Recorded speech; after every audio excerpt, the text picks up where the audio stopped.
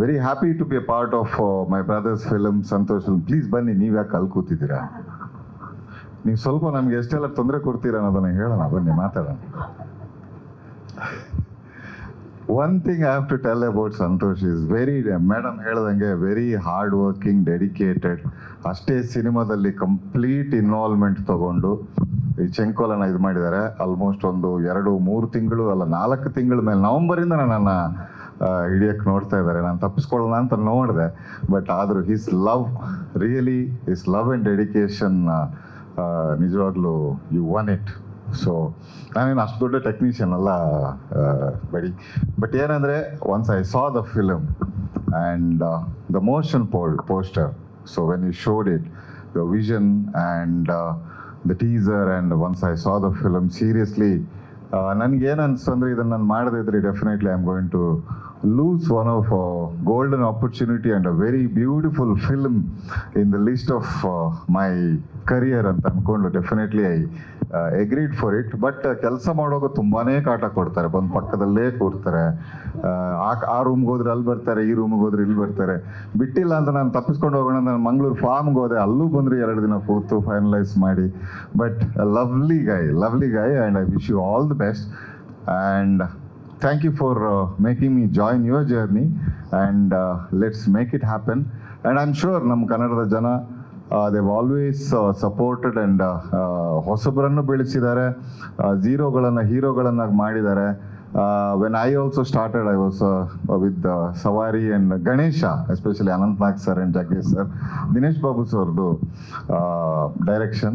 And from there I have done, so far I'm still going and close to more than 100 films now.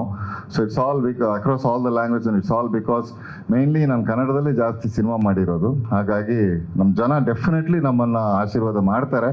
And you really done great film and ತುಂಬಾ ಟ್ವಿಸ್ಟ್ಗಳನ್ನು ಇಟ್ಕೊಂಡಿದ್ದೀರಾ. ಕತೆ ತುಂಬ deep ಆಗಿದೆ and it relates to our history and ನಮ್ಮ ಸಂಸ್ಕೃತಿ, everything is there. ಹಾಗಾಗಿ definitely it will work wonders.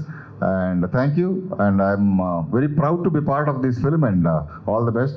And again, ನಾನು ಇದಕ್ಕೆ ಹಿನ್ನೆಲೆ ಸಂಗೀತ ಮಾಡ್ತಾ ಇದ್ದೀನಿ, and there are other prominent music directors also. So Alok is also done. ಸಾಂಗ್ಗಳನ್ನು ಕೇಳಿದ್ದೀನಿ, ತುಂಬ ಚೆನ್ನಾಗಿದೆ. And next they'll be releasing all the songs. And my little brother Pramod Marwante is here. And again it's been a pleasure to have you on stage. And I'll give the mic to you and thank you so much. ಎಲ್ರಿಗೂ ನಮಸ್ಕಾರ. ಬೇಜಾರು ಏನಂದ್ರೆ ಇವತ್ತೊಂದು RCB match last ಮೂಮೆಂಟ್ಗೂ ನಮಸ್ಕಾರ. So Santosh ಅವ್ರದ್ದು ಮತ್ತು ನಂದು ಸಹಯೋಗ ಡಿಯರ್ ಸತ್ಯದಲ್ಲಿ ಆರಂಭ ಆಗಿದ್ದು.